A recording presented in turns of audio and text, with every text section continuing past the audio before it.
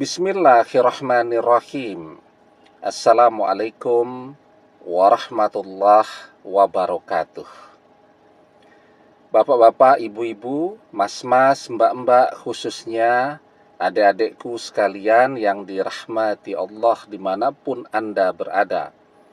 Kembali di IIP Channel bersama saya, IIP Wijayanto. Kali ini kita akan membahas tema 3 tanda penderitaanmu akan berbalik kepada orang ketiga. Ya. Nah, jadi sebenarnya kan yang menyebabkan perpisahan kita dengan mantan itu adalah kehadiran orang ketiga di dalam kehidupan kita. Orang ketiga datang, semuanya kemudian menjadi hancur berantakan. Ada 3 tanda atau ciri-ciri ketika penderitaan yang kita rasakan itu akan segera berbalik kepada orang ketiga. Yang pertama, ketika kita melihat sekarang melalui pengkhianatan yang terjadi, kita jadi paham kan karakter mantan itu seperti apa. Ternyata mantan adalah orang yang mudah juga tergoda, ya. Nah, jadi ya, misal seorang wanita nih ya, mantannya laki-laki. Nah, kemudian datanglah orang ketiga. Menangnya apa? Lebih cantik, lebih muda, lebih pintar berdandan, ya. Tergodalah mantan dengan wanita ini. Orang yang ketertarikannya kepada fisik itu cintanya bukan cinta yang permanen, bukan cinta yang murni, tetapi cinta karena nafsu birahi, ya. Sehingga ketika mantan mengkhianati karena faktor orang ketiga yang lebih muda, lebih cantik, lebih pintar berdandan, maka cuman menunggu waktu saja tuh. Ketika mantan akan ketemu dengan seseorang yang baru, yang lebih cantik daripada orang ketiga, yang lebih pintar merayu ataupun menggoda daripada orang ketiga, maka mantan juga akan mencampakkan dan mengkhianati orang ketiga. Nah, jadi sebenarnya kalau karakter mantan itu mudah tergoda, mudah dirayu dengan kecantikan dan seterusnya, ya cuman menunggu waktu saja. Dia dan orang ketiga akan berpisah dan orang ketiga akan merasakan tidak enaknya penderitaan ketika kita dikhianati dan dicampakkan begitu saja, ya. Jadi yang pertama, karena faktor karakter dan sifat mantan yang sudah terlihat. Yang kedua, penderitaan itu akan otomatis berbalik kepada orang ketiga. Kenapa? Orang ketiga ini kan dia tahu bahwa mantan itu adalah milik kita. Mantan itu sudah bersama kita. Dan dia tidak peduli dengan perasaan kita. Jadi misal suami istri itu ya, suaminya direbut nih sama orang ketiga. Di situ kan tidak cuman si istri ini, tetapi juga ada anak-anak ya. Jadi dia tidak peduli itu dengan perasaan istri, dengan perasaan anak-anaknya dan seterusnya tadi ya. Pokoknya dia menginginkan mantan karena dia lihat misal mantan duitnya banyak dan seterusnya, ya dia rebut begitu saja. Itu saja sudah kezoliman ya. Ditambah lagi dia begitu happy ya mencapai keinginannya tadi. Sehingga apa yang dia lakukan setelah itu? Dia pamerkan keberhasilannya merebut mantan itu di media sosialnya ya. Posting belanja sana, belanja sini.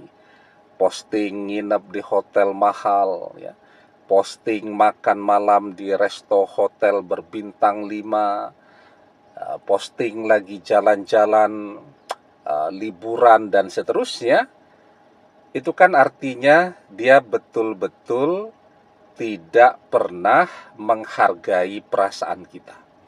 Sudahlah dia rebut, dia sombongkan. Kenapa demikian?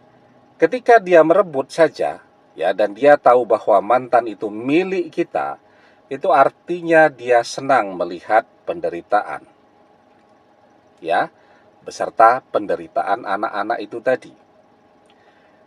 Setelah itu dia pamerkan pula, artinya dia senang melihat si wanita ini tambah menderita. Dia senang melihat anak-anak yang ada di dalam pernikahan tadi, yang pernikahannya sudah hancur berantakan, jadi broken home, ya. Melihat penderitaan itu dia merasa bahagia. Jadi semakin orang-orang ini menderita, semakin dia bahagia. Karena itu kan dia tambah menjadi-jadi itu, memamerkan kemesraannya bersama si mantan ini.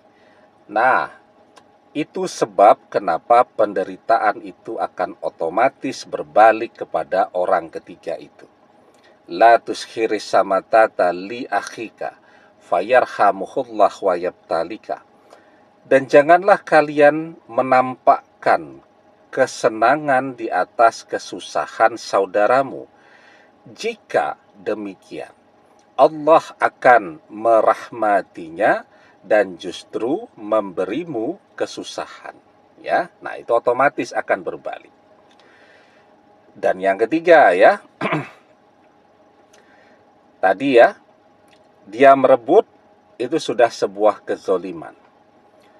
Kemudian dia pamerkan, itu lebih zolim lagi. Kezoliman itu akan mengundang kutukan, doa-doa yang buruk dari orang-orang yang telah dia zolimi. Misal yang tadi, suaminya direbut, istrinya akan mengutuk, akan mendoakan keburukan untuk orang ketiga itu. Ya, anak-anaknya yang merasa masa depan mereka sudah dihancurkan dengan merebut bapak mereka dari mereka, itu juga akan mengeluarkan kutukan dan doa-doa yang buruk untuk si wanita ini tadi. Ya, maka doa yang buruk itu akan menghasilkan penderitaan dan azab dunia. Maka kita diajarkan wattaqi da'watal mazlum fa innahu laisa bainahu wa bainallahi hijab. Takutlah kepada doa orang yang terzolimi, karena sesungguhnya tidak ada hijab, tidak ada pembatas antara dia dengan Allah. Artinya semua doa-doa dari orang yang terzolimi, ya, itu langsung sampai kepada Allah, ya, sehingga menjadikan doa-doa mereka amat sangat mustajab. Nah, itu 3 tanda. Kenapa di tengah-tengah kesombongan orang ketiga pada saat ini, dengan keberhasilannya merebut mantan dari kita, sesungguhnya penderitaan ini akan pindah, akan berbalik kepada orang ketiga, itu cuman menunggu waktu saja. Ya, maka sekarang, ya, yang perlu kita lakukan, misalkan ada yang tanya, bisa tidak mempercepat turunnya azab dunia untuk orang ketiga? Ya, nanti insya Allah di video-video selanjutnya akan kita kupas satu persatu. Ya. Walaupun ya, kalau kemudian kita mau mengikhlaskan, itu mungkin akan lebih baik untuk kita fid dunya wal akhirah. Tapi orang yang terzolimi memang diperbolehkan berdoa apa saja.